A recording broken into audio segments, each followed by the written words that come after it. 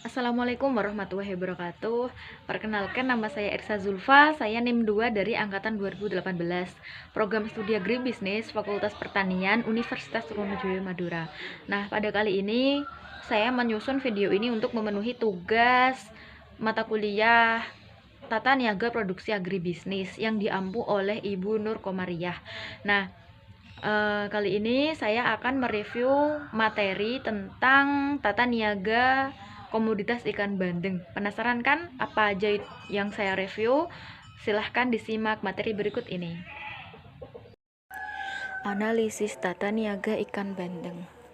Nah, ada 6 poin pembahasan, yaitu yang pertama ada pendekatan komoditas, yang kedua pendekatan kelembagaan, yang ketiga pendekatan fungsional, yang keempat pendekatan SCP, yang kelima market conduct, dan yang terakhir ada market performance. Penasaran? Mari kita bahas satu persatu. Pembahasan yang pertama yaitu pendekatan komoditas, di mana di dalam pendekatan komoditas ini terdapat dua poin, yaitu yang pertama karakteristik komoditas itu sendiri, yang kedua kondisi permintaan dan penawaran dari komoditas itu. Nah, yang pertama karakteristik komoditas. Karakteristik komoditas ini apa yang ada di dalam komoditas tersebut. Pastinya udah pada tahu kan komoditas ikan bandeng itu seperti apa. Nah, ikan bandeng merupakan suatu komoditas perikanan yang memiliki rasa yang cukup enak dan gurih, sehingga banyak digemari oleh masyarakat. Selain itu, harganya juga terjangkau oleh segala lapisan masyarakat. Ikan bandeng termasuk ikan yang bertulang keras atau teleostei, dan dagingnya berwarna putih susu dengan struktur daging yang padat. Baiklah, yang kedua ada permintaan dalam 10 tahun terakhir ikan bandeng. Dalam 10 tahun terakhir, permintaan ikan bandeng mencapai 7,5 ton per tahun. Nah, untuk penawaran ikan bandeng sendiri pada tahun 2018 itu mencapai 110,515 kg per tahun. Slide selanjutnya yaitu adalah pendekatan kelembagaan, di mana pendekatan kelembagaan ini sendiri adalah pendekatan yang memfokuskan kepada lembaga-lembaga yang melaksanakan fungsi-fungsi pemasaran. Nah, di dalam lembaga ini terdapat 4 lembaga, yaitu yang pertama ada petambak dengan persentase 62,5% atau setara dengan 20 orang responden. Yang kedua ada lembaga pedagang pengumpul atau dengan persentase 18,75% atau setara dengan 6 orang responden. Dan yang ketiga ada pedagang besar dengan persentase 6,25% atau setara dengan 2 orang responden. Dan yang terakhir ada pedagang pengecer dengan persentase 12,5% atau setara dengan 4 orang responden. Jadi kesemuanya totalnya yaitu ada 100%, di mana pembagiannya yang seperti yang sudah saya sebutkan di atas. Slide selanjutnya yaitu adalah fungsi pertukaran, di mana fungsi pertukaran ini sendiri terbagi menjadi dua, yaitu penjualan dan pembelian. Nah, yang selanjutnya ada fungsi fisik, di mana fungsi fisik ini sendiri di tingkat petambak ini tidak melakukan fungsi fisik karena peran tersebut dilakukan sepenuhnya oleh pedagang pengumpul, pedagang besar, dan pedagang pengecer.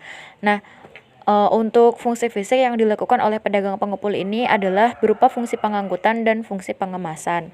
Untuk fungsi fisik yang dilakukan oleh pedagang besar yaitu fungsi penyimpanan saja, karena dikarenakan jika ikan bandengnya tidak habis terjual maka akan disimpan. Dan yang selanjutnya fungsi fisik yang dilakukan oleh pedagang pengecer yaitu berupa fungsi penyimpanan, fungsi pengangkutan, dan fungsi pengemasan. Yang selanjutnya yaitu ada fungsi fasilitas, di mana pada tingkat petambak itu fasilitas yang digunakan adalah standarisasi, penanggungan risiko, dan pembiayaan. Untuk yang selanjutnya, fungsi fasilitas yang diperlukan oleh pedagang pengumpul yaitu adalah fungsi standarisasi, fungsi penanggungan risiko, fungsi pembiayaan, dan fungsi informasi pasar. Nah, untuk fungsi fasilitas yang digunakan oleh pedagang besar yaitu adalah fungsi resiko, fungsi biaya, dan fungsi informasi. Dan yang selanjutnya itu fungsi fasilitas yang dilakukan oleh pedagang pengecer yaitu fungsi resiko, fungsi biaya, dan fungsi informasi. Selanjutnya yaitu analisis tentang SCP, di mana SCP ini meliputi struktur pasar. Struktur pasar sendiri ini bisa digolongkan menjadi dua, yaitu yang pertama berdasarkan karakteristik pasar. Karakteristik pasar ini ada jumlah pembeli dan penjual, di mana jumlah pembeli dan penjual ini penjual petambaknya itu banyak dan pembelinya sedikit. Dan yang selanjutnya itu ada kondisi produk, di mana kondisi produk ini produk yang dihasilkan itu sifatnya homogen atau hanya satu, yaitu hanya berupa ikan bandeng saja. Dan yang selanjutnya itu ada kondisi keluar masuknya pasar, di mana pada saluran pemasaran 3 dan 2 itu keluar masuknya pasar itu sangat mudah. Sedangkan pada saluran pemasaran 1 itu kondisi keluar masuknya pasar susah karena petambak dan pedagang pengecer saling terikat dan butuh modal besar untuk petambak dalam menjalankan pemasaran. Dan yang selanjutnya itu ada tingkat informasi pasar, di mana informasi harga pada saluran pemasaran yang dimiliki petambak itu sedikit. Jadi petambak itu cenderung kurang mendapatkan informasi tentang harga ikan bandeng di pasaran. Nah, yang kedua, analisis yang dapat digunakan untuk mengetahui struktur pasar itu adalah perhitungan secara analisis, di mana di sini itu sudah dihitung dan sudah dicocokkan dengan dasar pengambilan keputusan struktur pasar, yaitu mendapatkan struktur pasar persaingan sempurna.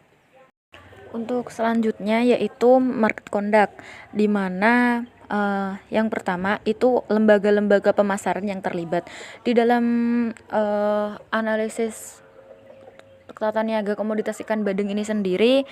Terdapat 4 lembaga pemasaran yang terlibat, yaitu yang pertama ada petambak, yang kedua pedagang pengepul, yang ketiga pedagang besar, dan yang keempat pedagang pengecer. Untuk pola sendiri dari untuk pola sendiri dari saluran pemasaran ini terdapat 3 pola saluran pemasaran, di mana saluran pertama itu ada petambak, pedagang pengecer, dan konsumen. Saluran keduanya itu ada petambak, pedagang besar, pedagang pengecer, dan konsumen. Serta saluran ketiganya itu ada petambak, pedagang pengepul, pedagang besar, pedagang pengecer, dan konsumen. Selanjutnya yaitu adalah fungsi-fungsi pemasaran yang terjadi di masing-masing lembaga pemasaran, di mana untuk fungsi yang pertama itu adalah fungsi pertukaran. Terjadi ini fungsi pertukaran ada 2, yaitu fungsi penjualan dan fungsi pembelian. Yang pertama itu di tingkat petambak itu melakukan penjualan, yaitu petambak dijual kepada pedagang pengepul atau langsung kepada pedagang besar, atau bisa juga langsung dijual kepada konsumen. Nah, untuk yang selanjutnya itu ada fungsi pertukaran di tingkat pedagang pengepul, di mana pedagang pengepul ini juga melakukan fungsi pembelian juga. Pengepulnya itu membeli dari petambak dan pengepul itu sendiri juga menjual ikan bandeng kepada pedagang besar. Nah, selanjutnya untuk yang pedagang besar itu juga melakukan 2 fungsi, yaitu ada fungsi pembelian dan fungsi penjualan, di mana fungsi pembeliannya pedagang besar membeli ikan bandeng dari pedagang pengepul, dan pedagang besar ini juga menjual ikan bandeng kepada pedagang pengecer atau langsung kepada konsumen. Dan yang selanjutnya itu ada fungsi pertukaran yang dilakukan oleh pedagang pengecer, di mana pedagang pengecer juga melakukan pembelian dan penjualan. Dia itu membeli dari pedagang besar atau langsung ke petambak dan juga melakukan kegiatan penjualan di mana dia itu menjual hasil dia beli itu dijual kembali ke konsumen akhir. Seperti itu. Untuk kegiatan penentuan harganya ini sendiri, itu penentuan harga ikan bandeng di tingkat petambak dilakukan oleh pedagang pengepul berdasarkan harga yang terjadi di pasaran. Nah, untuk yang penentuan harga di tingkat pedagang pengepul itu dipengaruhi oleh kekuatan pedagang pengepul dalam mempengaruhi harga pasar. Pedagang pengepul memiliki kekuatan dan kebebasan dalam menentukan harga.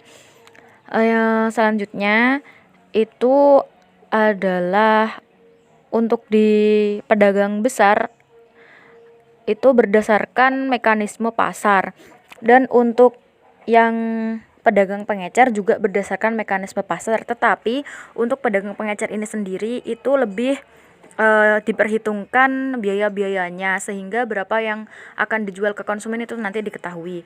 Dan yang selanjutnya itu adalah sistem pembayaran yang dilakukan oleh masing-masing lembaga. Rata-rata untuk sistem yang dilakukan oleh masing-masing lembaga ini di sistem yang petambak itu biasanya dilakukan 2-3 hari setelah hasil dari petambak itu terjual. Nah, untuk yang pengepul kepada pedagang besar itu biasanya secara tunai. Begitu juga dengan apa yang dilakukan oleh konsumen kepada pedagang pengecer, yaitu secara tunai. Yang selanjutnya yaitu market performance, di mana market performance ini ada margin pemasaran. Margin pemasaran ini bisa dilihat di tabel di sebelah kiri, di mana dari tabel tersebut dapat diketahui bahwa margin pemasaran tertinggi itu berada di saluran pemasaran kedua, yaitu 13.500, dan untuk margin pemasaran terendah itu ada di saluran pemasaran 1, yaitu hanya 9.000. Yang selanjutnya yaitu analisis farmer share, di mana farmer share ini dapat diketahui bahwa harga terbesar yang diterima oleh petambak terdapat pada saluran pemasaran 1, yaitu sebesar 82,86%. Sedangkan pada saluran pemasaran ketiga hanya menghasilkan farmer share sebesar 59,52%. Hal ini menunjukkan bahwa pada saluran pemasaran 3 merupakan saluran pemasaran yang tidak menguntungkan petambak, karena pada saluran pemasaran 3 terdapat margin yang besar antara harga di tingkat pedagang pengecer dengan harga di tingkat petambak. Sedangkan pada saluran pemasaran 2 itu menghasilkan farmer share sebesar 65,91%. Nah, farmer share ini lebih besar dari saluran pemasaran 2. Seperti itu. Farmer share sendiri yang tinggi itu dapat dicapai jika petambak mampu mengefisienkan saluran pemasaran ikan bandengnya. Dan untuk yang terakhir itu ada analisis rasio keuntungan dan biaya, di mana untuk saluran pemasaran 3 itu sebesar 0,61 di tingkat pedagang pengepul, dan 2,06 di tingkat pedagang besar, serta 1,4 di tingkat pedagang pengecer. Jadi total rasio keuntungan dan biayanya pada saluran 3 itu adalah 4,0. Artinya setiap Rp1 per kilo biaya pemasaran yang dikeluarkan akan menghasilkan keuntungan sebesar Rp4,07. Untuk rasio keuntungan dan biaya lembaga pemasaran ikan bandeng pada saluran kedua sebesar 3,76 di tingkat petambak dan 2,06 di tingkat pedagang besar, serta 0,91 di tingkat pedagang pengecer. Dengan total keuntungan biaya pada saluran 2 yaitu sebesar 6,73, yang artinya setiap Rp1 per kilo itu mengeluarkan biaya pemasaran atau menghasilkan keuntungan sebesar Rp6,73. Dan untuk rasio keuntungan dan biaya lembaga pemasaran di saluran pertama itu dengan total yang diterima sebesar 22,45. Artinya setiap 1 kilo pembelian biaya pemasaran yang dikeluarkan akan menghasilkan keuntungan sebesar Rp22,45. Jadi dapat disimpulkan bahwa bahwa perhitungan efisiensi ini saluran pemasaran yang lebih efisien yaitu saluran pemasaran ketiga. Baik, mungkin hanya itu yang dapat saya sampaikan. Kurang lebihnya mohon maaf. Assalamualaikum warahmatullahi wabarakatuh.